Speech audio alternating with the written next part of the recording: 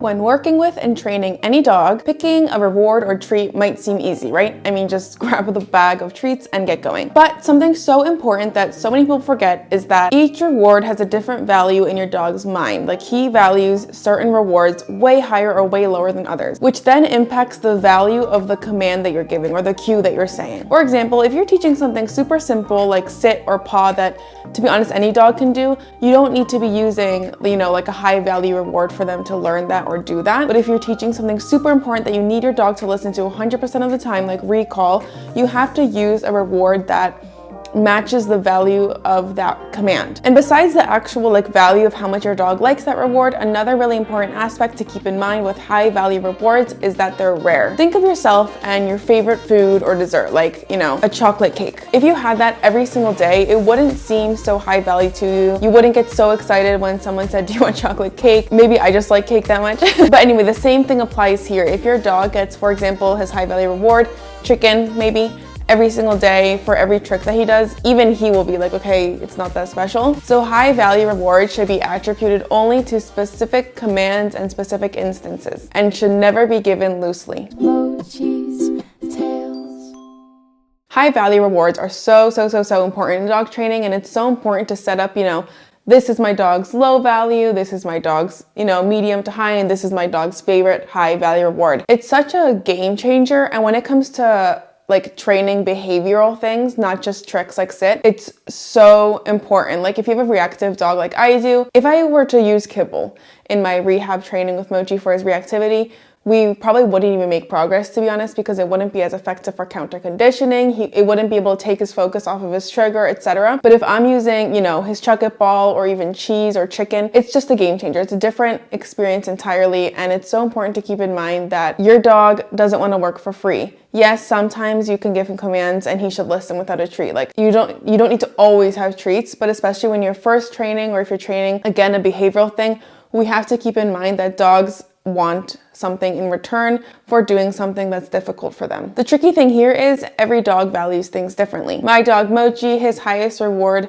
by far, nothing even comes close, is his chuck-it ball. But when I think of my old dog who was a lab mix, nothing could beat cheese for him. Toys had no impact on my old dog. He did not care. So that begs the question, how do you find your dog's high value reward? So for the first step, you're gonna have to think of all the things that could be your dog's high value reward. Some are probably super obvious in your mind. Just think what makes your dog go crazy and laser focused on you when you have it in your hand. For example, when I grab a chuck-it ball, Mochi starts spinning in circles, comes right to my feet. He could be 5 miles away, but if he heard me pulling out the chuck-it ball from the plastic bag, he would come sprinting over, and his pupils dilate, and he's, tip-tapping his paws. It's so obvious that this is his gold. So think what your dog's chuck-it balls are for Mochi. Is it cheese, meat, crackers? What is it that makes him go crazy and focused on you? Now, if you could only think of one thing or maybe even nothing, then make a list in your head of all the dog safe foods and pick the ones that have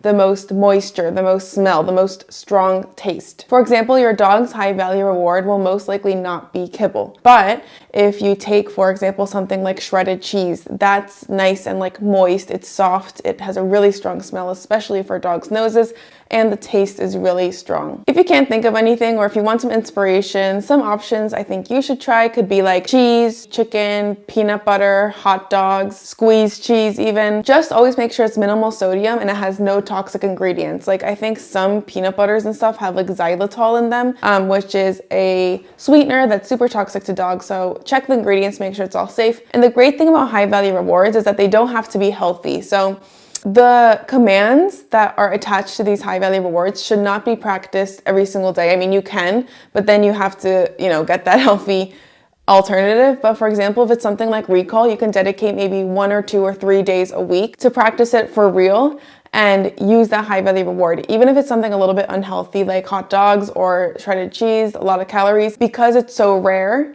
it's okay. And also, the more you do it, the less rewards you'll need anyway. Okay, now that you have your options, this is the fun part where you can test with your dog what his favorite is. It's like a whole experiment you could do. Since you don't need to have only one, and you actually shouldn't have only one high value reward, you don't need to be A/B testing until you get one ultimate high value reward with your dog. So to test it, you just give your dog one high value reward at a time and just see their reaction. Usually it's pretty obvious if they love it or not. If you give them for the first time, like a little bit of shredded cheese, they might sniff it a little bit, test it out.